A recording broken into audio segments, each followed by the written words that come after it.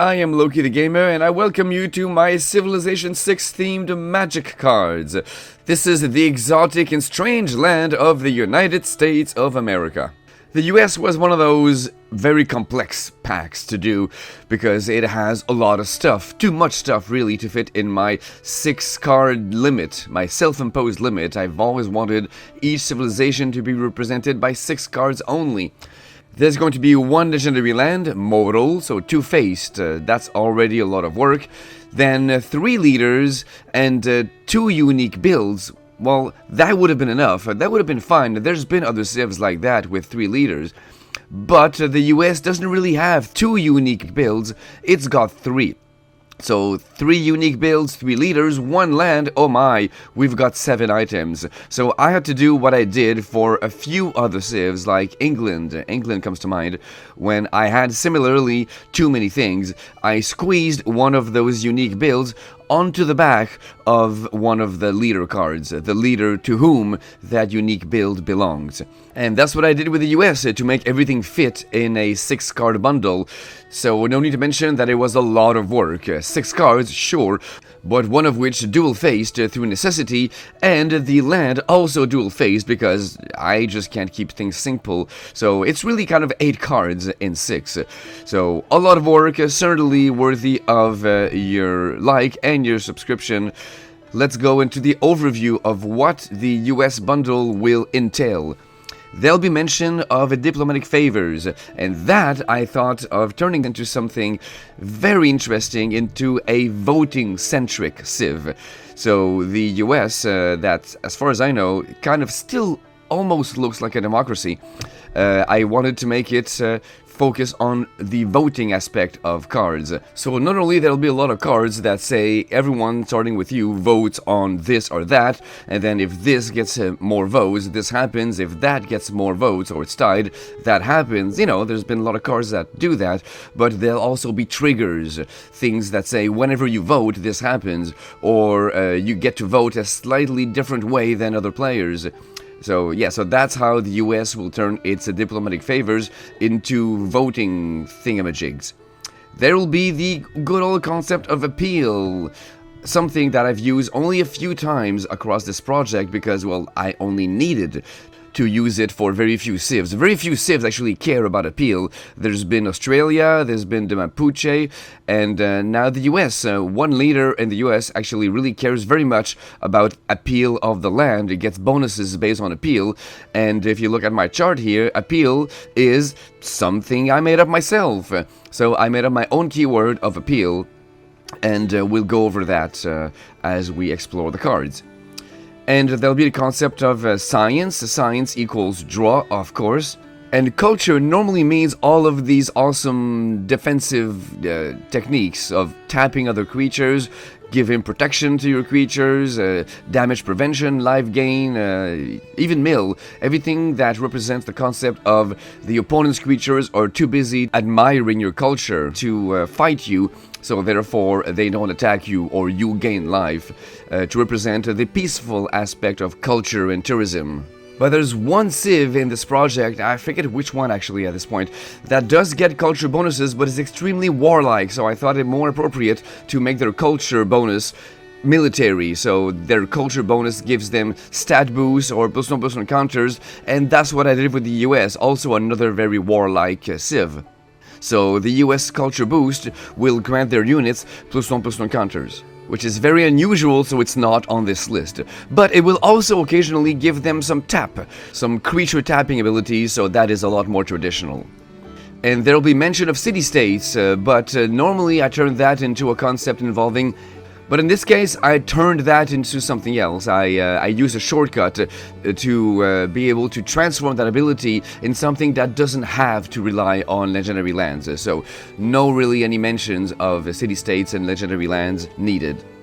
And finally, one unit uses the concept of experience, a unit that gets extra experience, and I turned that into gaining extra plus one counters. That's what experience is. Experience turns into promotions, the unit gets better, or all units can get better, obviously, all units can get experience, but that unit gets experience faster, so I decided to involve that on the card by giving it some free plus one counters.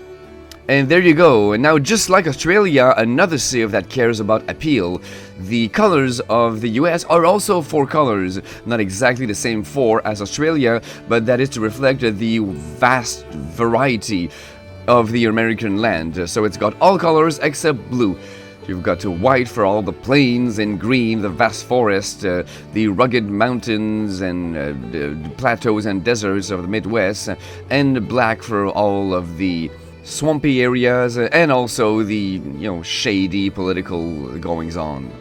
So let's take a look at this voting aspect of my US bundle in the form of the land of America. That's where I put all of these voting-related abilities, and I'm quite proud of how it turned out.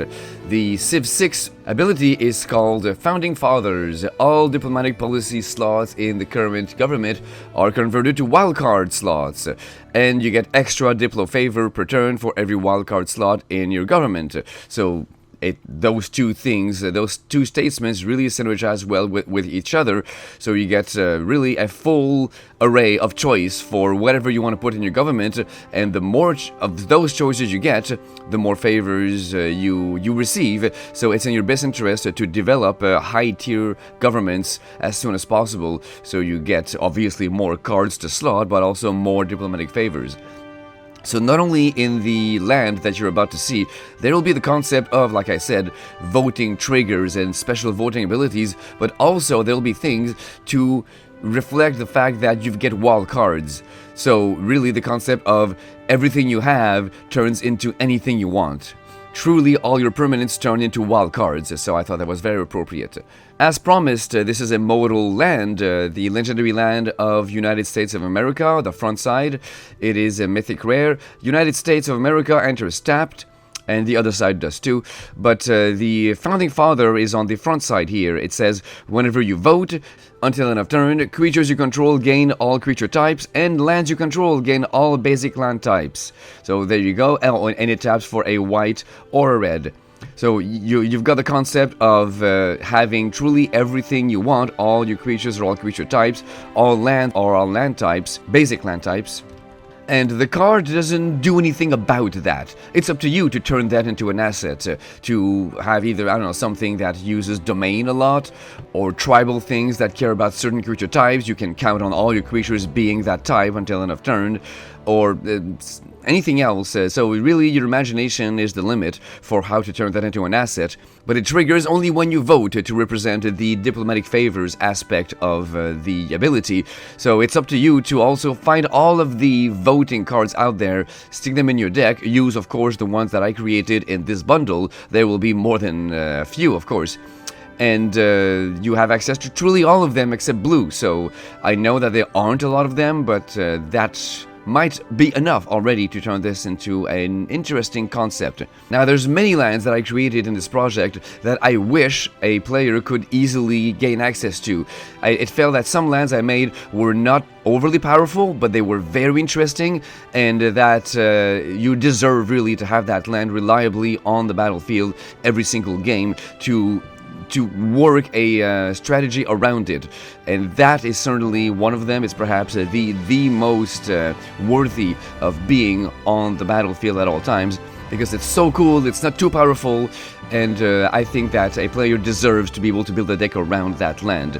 And therefore, maybe I should have made it that when you cast your commanders, maybe one or two or, well, three, there are 3 leaders of America, when you cast any or all of them, you get to tutor for that land and put it in your hand or put it in play, and therefore you can reliably have access to that land. The same way that you can reliably have access to the land of Carthage when you play Dido, because Dido, the leader, the commander of that Phoenician deck, can tutor for that land. Maybe I should have made it that either version of Teddy or Lincoln can tutor for the America land. That would have been interesting and not overly powerful. I don't know, you tell me. I just wish that A, that land existed, and B, you could reliably count on it to build your deck around it. Let's look at the other side of the land. It's called American Heartland, and it's got a domain, so truly to represent the fact that the US has so many different lands. You have access to all of them except blue, so you might easily, I don't know about easily, I've never built a domain-based deck. I don't know how easy it is to end up with all basic land types. But yes, you could conceivably, I should say, not easily, but conceivably have a swamp, a mountain, a plains, a forest in play, and therefore you get to increase the scale of that ability. It says that for 1 black and tap the land, the next time you vote this turn, you get an amount of votes equal to the number of basic land types among lands you control.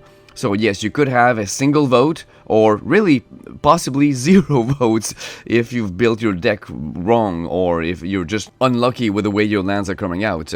But you could have as many as 4 votes, so that's very interesting. You really get to cheat the system and get more votes than you should. There's no way you should lose that vote after that. If you've got top domain, which is 4 in the case of the US, there's no way you should lose that vote. You'll be able to control exactly the way that card goes.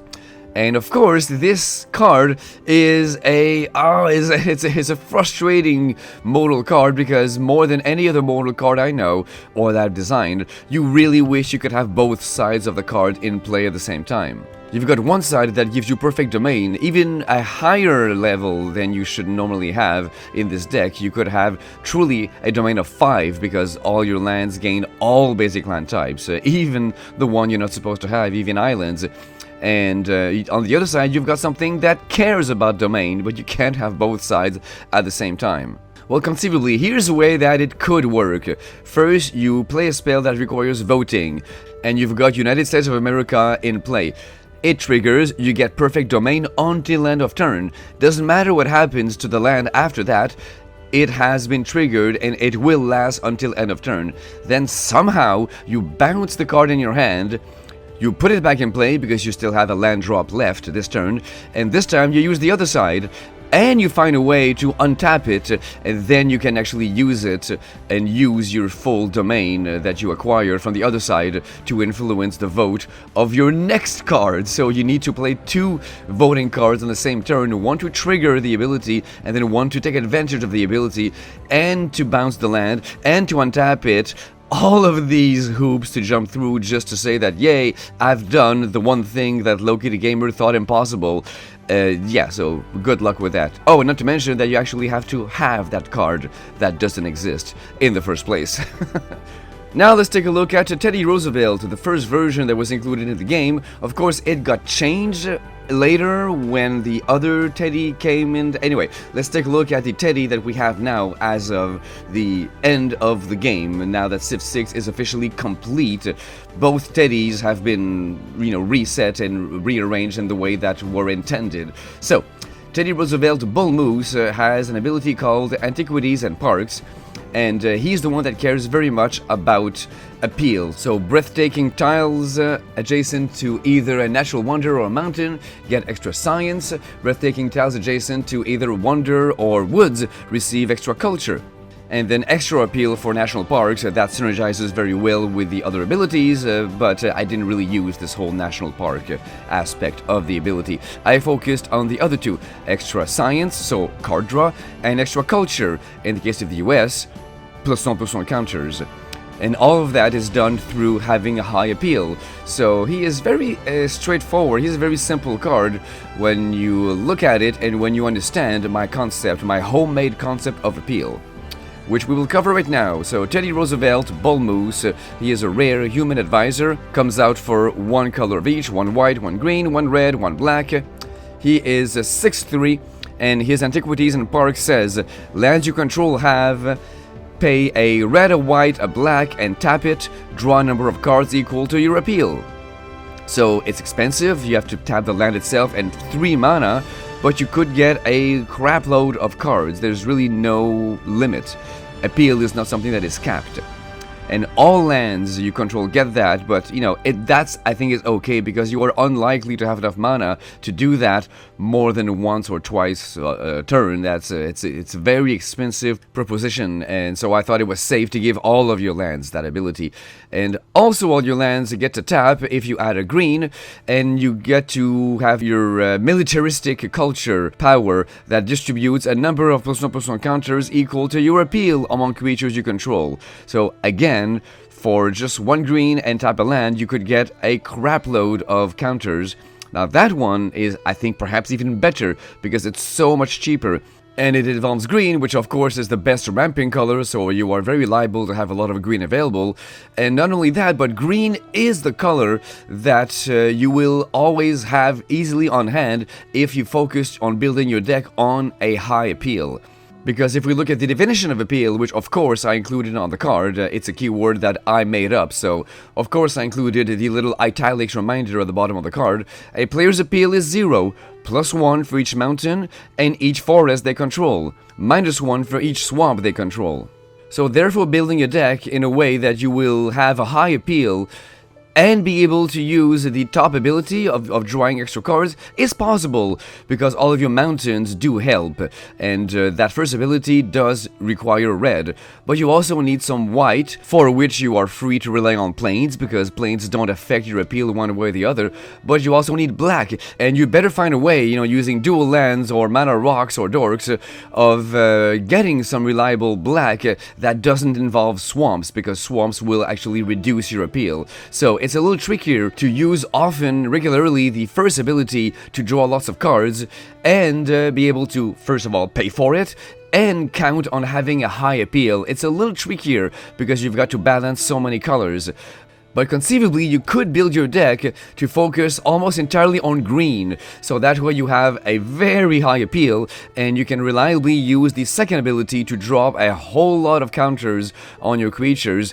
And it's really not that expensive. You just need enough splash of colors, enough splash of the other colors to be able to cast your commander in the first place, but rely on a few dual lands and mana dorks or mana rocks that give you mana of any colors, and you'll be able to have those colors and cast your commander, and occasionally even use the card draw ability, but really what you're focusing on is getting a lot of mountains and jacking up your appeal to use the second ability. So maybe, just maybe, Teddy Bullmoose is built to have, sure, 2 very interesting abilities, but he's expected to bring the second ability to greater heights. Perhaps. Let me know what you think. What would your mana base look like in a 4-color deck in order to maximize appeal, maximize mountains and forests, and minimize swamps? And while you're doing that, the rest of us will be looking at the other Teddy, Teddy Roosevelt Rough Rider. His ability is called Roosevelt Corollary. Units receive extra combat strength on their home continent, and envoys sent to city-states you have a trade route to count as double envoys. And then of course he's got the unique Rough Rider unit, which indeed will be on the other side of his modal card. So let's take a look at all that. I can't tell you right now, as I said at the beginning, this whole envoys sent to city-states and all of that, I really fudged things a little bit. It is on there, but you've got to squint and use your imagination. So Teddy Rough Rider drops for a green and a red and 2 generic. So yes, he is only 2 colors, but the identity of the whole card is still 4, same as the other Teddy, because of the backside of the card. There's your black and your white mana pip. More on that on the Rough Rider unit a little later. So the Roosevelt Corollary says that you get to tap this fine 4/5 human ranger advisor gentleman here, and then starting with you, each player votes for Big Stick or Envoys. If Big Stick gets more votes, each creature gets a +X until end of turn, where X is the number of creatures controlled by its controller. So there's your military bonus. Not really any concept of home continent, other than the fact that the X is determined by the number of creatures you control, each player controls, so their home continent, their side of the battlefield matters. So that's my little nod to the concept of home continents. And then, if Envoys gets more votes, or the vote is tied, creatures gain protection from creatures until end of turn. And that is my very, very tiny nod to the whole double Envoys to city-states that you have a trade route to. And the logic of turning that into protection from creatures is that protection from creatures means that you can't be blocked by creatures. So it's as if creatures had the ultimate land walk, a land walk that guarantees that they will go unblocked straight to the defending player. And how do they have such perfect land walk? Well, because of roads, thematically. And how do you get roads in Civ 6? Through trade routes. And there you go, I do not indeed reference the concept of city-states, but I do reference the fact that you need trade routes to make this happen, because you need roads, and the creatures will use the roads to deal damage directly to the defending player because of their protection from creatures. So that is a very roundabout way of thematically explaining this whole protection from creatures, but in a way, it kind of almost sort of works. And there's no denying that in Magic the Gathering terms, it's a mighty useful ability. Depending on your timing, you use that during your turn, and you attack, all your creatures are unblockable if the vote goes the way you want. And if you use that during your opponent's turn, after, that's very important, after you've declared your blockers, then your blockers get protection from creatures, they will take no damage. It's the ultimate defense. Of course, your blockers will not kill any attackers either, because the attackers also have protection from creatures. And it will not stop your blockers from blocking, because they've already been declared as blockers. So just because the attackers now have protection from creatures, it doesn't make them unblockable. It's too late, they've already been blocked. It just means that they will swat at each other and not kill anyone. So that is indeed the perfect defense, the perfect stalemate, if that's what you wanted, and if the vote goes your way, and if you use this at the right time. And of course, with the Land of America, you could totally control the vote. You could really get your boost if you want that, or get the other vote if that's what is best for you at the time.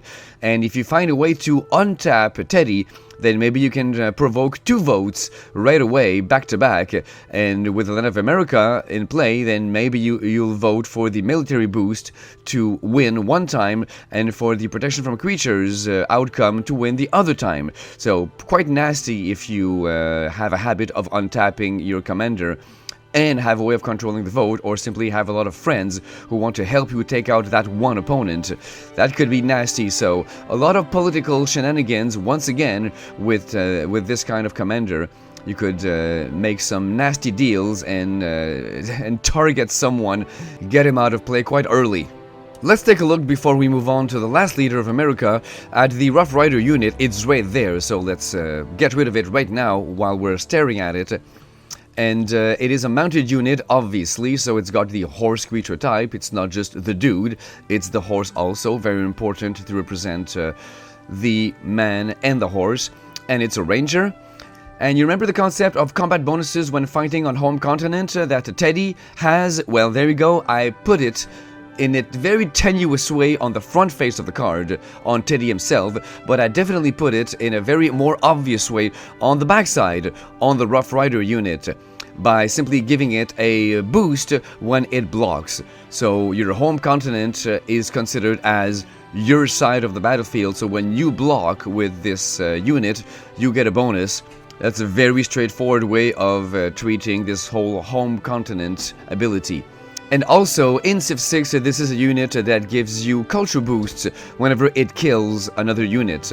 So I turned that into yet another voting card that will give you some bonuses that are militaristic in nature because of the militaristic nature of the culture boosts of the US.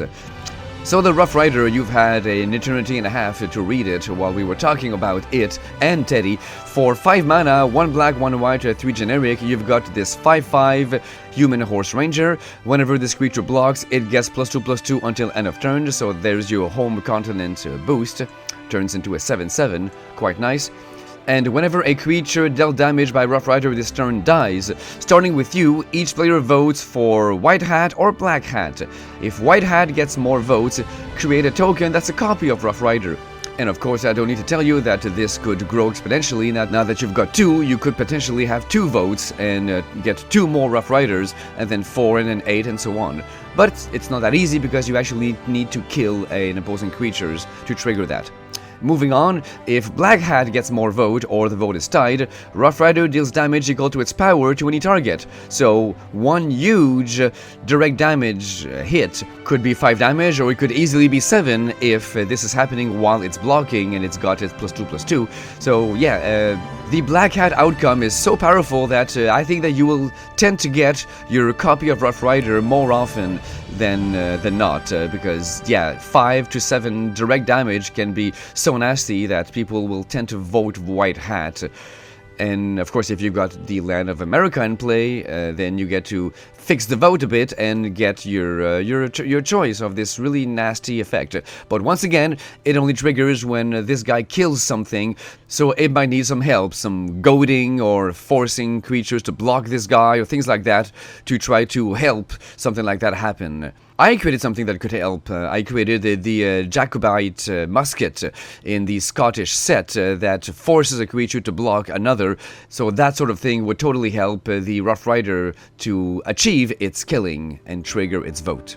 So something this neat is well deserving of the backside of your commander card, because you have a tough choice. Do you want to bring in your commander or use the creature on the other side? So yes, ideally I would have loved for both of these cards to be separate. This was born of my obsession of having only 6 cards in each bundle. So if I had allowed myself to have 7, then I would have totally split up the Rough Rider from the Teddy Rough Rider. But there you have it. You've got a very difficult, torturous choice to make. Do you want to bring out your potential commander or the creature, or bring out the creature? I think the best scenario is the following one. You bring out the Rough Rider Ranger as soon as possible. You have it fight something, and you make sure that the 2 creatures kill each other. So because the Rough Rider fought something and that thing died, you get to trigger the vote. Doesn't matter that the Rough Rider died also, you get to trigger the vote anyway.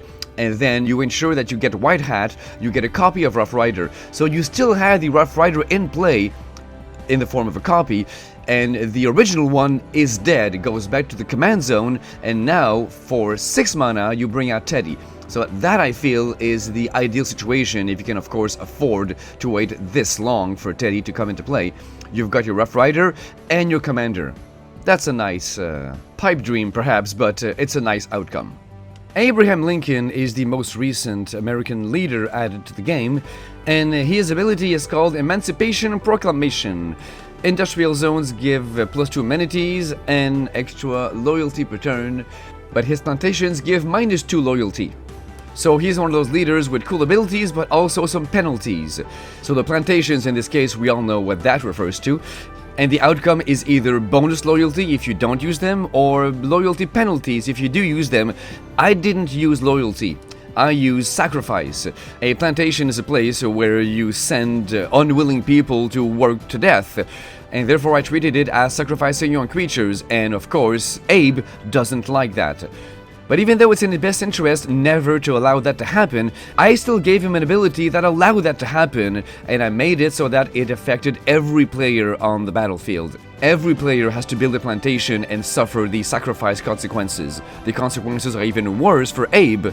But I figured I'd give you the flexibility of triggering such a sacrifice for everyone. It could potentially be worthwhile. Moving on, the rest of Abe's ability says that he gets a free melee unit each time that he builds an industrial zone or a building in an industrial zone. Now, I used a keyword borrowed from Bloomborough to represent the concept of building an industrial zone or its buildings, and it makes a lot of sense, I feel, because it's related to spending mana. Therefore, building stuff, using up your resources to make stuff, that to me felt very industrious. And then the rest of the ability simply gives you details about the free unit, how it doesn't cost this and it does, and it gets a bonus. So yes, anytime that you do trigger that industrial zone ability, you get a free melee unit, which of course in Magic turns into a nice fighting soldier token. And the Lincoln card looks like this. He only costs 1 white and then 1 red or green, so cheap, only 2 mana for a 2/2 uncommon human advisor. And then you might think, oh no, he's only 3 colors, so he can't be the commander of a typical 4-color America deck. But oh wait, yes he can. He's got a black mana pip in his text box. So yes, he does have all 4-color identities, even though he himself is only 3 colors. And the Emancipation Proclamation ability says, whenever you expend 5, so that's the Bloomborough keyword that I used to represent industrialization, expend 5. I felt that when you've expended 5 mana, it means that you are quite industrious enough. And interestingly, when you first cast Abraham Lincoln, if he is your commander indeed, then you're quite far from being able to expend 5. you've only got 2 mana on the battlefield, conceivably, when you first bring him out, so being able to expend 5 is something that is a few turns away still. So you either wait until you bring him out, because there's no point to him yet, focus on other spells in your hand, or bring him out early anyway, or perhaps he's not even your commander, he's in the 99 of some other deck, American or otherwise. Anyways, let's read on. Whenever you expend 5, starting with you, each player votes for south or north. So yes, it's another voting-centric ability. It synergizes with the rest of all of this voting shenanigans. If south gets more votes, each player sacrifices 2 creatures, so indeed, if the south wins, there'll be more plantations and people will get more sacrificed and everyone is going to be very upset at losing creatures. So there you go. As I said, I worked a sacrifice gimmick into Abe Lincoln. And he himself, as we'll see later, is hurt even more by this ability, but it could conceivably be to your advantage to trigger this sacrifice even though you get a penalty. And if North gets more votes, or the vote is tied, create a white 5/5 human soldier creature token with lifelink. So there's your huge fighting soldier, and the fact that he's got lifelink represents the amenities that you get from industrial zones. So I've really thought of everything. And then the final line is Abe Lincoln's penalty. Whenever you sacrifice a permanent, you may pay black. If you don't, you lose 3 life. So there you go. Abe Lincoln does not like sacrificing his own people. So if you, through your own plantation ability, sacrifice 2 creatures, or anyone else forces you to sacrifice, yeah, he gets hit. He gets a penalty. You either get your mana drained, or if you choose not to pay or can't pay, you lose 3 life. It could be pretty nasty, so it's a bad penalty, but if you control the way the vote goes, or if you don't really care, if it's in your best interest to remove your opponent's nasty creatures through those sacrifices, and you think that it's worth losing life over that, then yeah, you've got some flexibility. I think is an interesting and once again very political type of card. Could be an interesting commander, and especially if you've got that American land in play, you get to really fudge the votes any way you want. Could be very neat, and yeah, the 5/5 human soldiers you get with lifelink can be pretty nice, and the lifelink also get to compensate for that potential loss of life that you incur because of all of these permanents. It also means that you can't really rely on treasures. Whenever you sacrifice a permanent, any permanent, even treasures, you get hit. So yes, Abe does not sacrifice anything. He's a regular Captain America. We don't trade lives. So yes, it's interesting but dangerous. Very neat. Do you agree? Do you think that he's as neat as I think he is? Or do you think I should have made his penalty trigger only when you sacrifice a creature, not just any permanent? Yeah, him losing 3 lives just because he used a treasure, maybe in your head doesn't make a lot of sense. So let me know if you think that could have been an interesting change. And hey, look at that, we're almost done. We've only got the 2 unique builds to do. First, the unit of America, well, besides the Rough Rider that we've already covered. The P-51 Mustang, oh my god, you realize how amazing this card is. It's flying! It's the only flying creature in the entire set.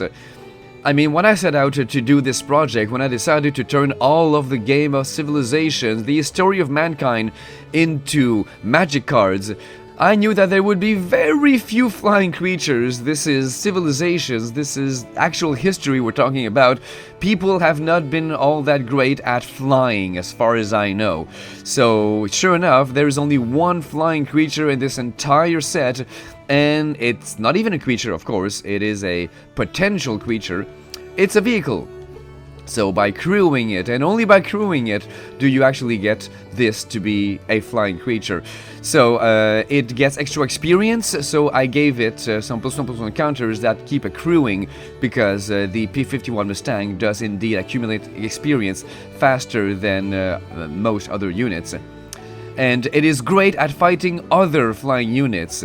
You know, the kind that don't exist? Well, they don't exist in my universe of Civ 6, but in Magic, yeah, I've heard it told that there are quite a lot of flying creatures, so there you go. If you use this in a regular Magic pod, then yeah, you'll be fighting a lot of flying creatures. You'll be glad to have your P-51 Mustang who gets a boost for intercepting other flyers.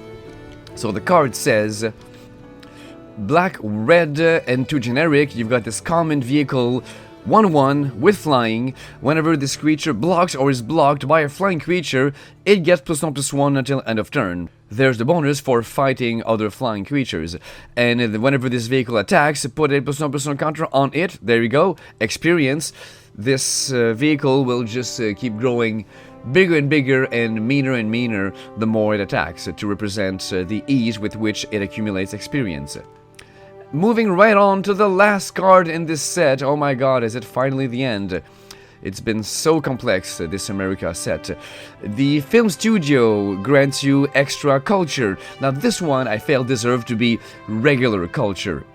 Not fighting bonuses, but the traditional way of translating culture from Civ 6 into Magic, which is, in this case, I chose tapping. So it is a land aura that casts for 1 black, 1 white, 1 red, 1 generic, uncommon. Enchanted land has a tap. Tap up to X creatures, where X is the number of colors among creatures you control. So you see, isn't that nice? It rewards diversity. And it's got something quite unique, yet another ability that triggers off of voting. So not only I made a lot of voting cards in this set, but I made things that allowed you to either affect the vote or triggered whenever you vote. And this is one of them. It says whenever you win a vote, untap Enchanted Land. So it's in your best interest to tap a bunch of creatures, then play a spell that calls for a vote, win that vote, and then you get to untap the film studio's land and use it again to tap even more creatures. So that's one nice way of either protecting yourself against a whole lot of attackers, or to tap your opponent's blockers and then swoop in for one giant attack. So yeah, very neat, I thought, and I loved the fact that it synergizes with the rest of this whole voting scheme. And that brings an end to the USA set. What do you think? Which of the commanders would you rather build? Would you stick the other ones in your 99? Do you think that they all fit together? Are there other ways of building those decks that we haven't mentioned? We talked about putting a whole lot of mountains and forests in the first steady deck. Obviously, the second one wants you to build a whole bunch of creatures that +X+X, where X is the number of creatures each player controls. Then obviously you want, if you want to rely on that outcome of the vote, you want a whole bunch of creatures, you want to swarm. So how best would you swarm with that deck? Do you create, I don't know, goblins? How would you swarm best to take advantage of that ability? Or would you rather rely on the other outcome of the vote more often and simply do a whole lot of unblocked attacks thanks to protection from creatures? And Abe Lincoln, how best would you use that deck? Would you put a whole bunch more sacrifice effects that hopefully don't affect you, but forces your opponents to sacrifice things? Would you load your deck with that? Would you rely on your big meaty soldiers that you get? Would you rely on their lifelink to make a life gain deck? So do let me know in the comments. Loki the Gamer, thanks you as always for watching.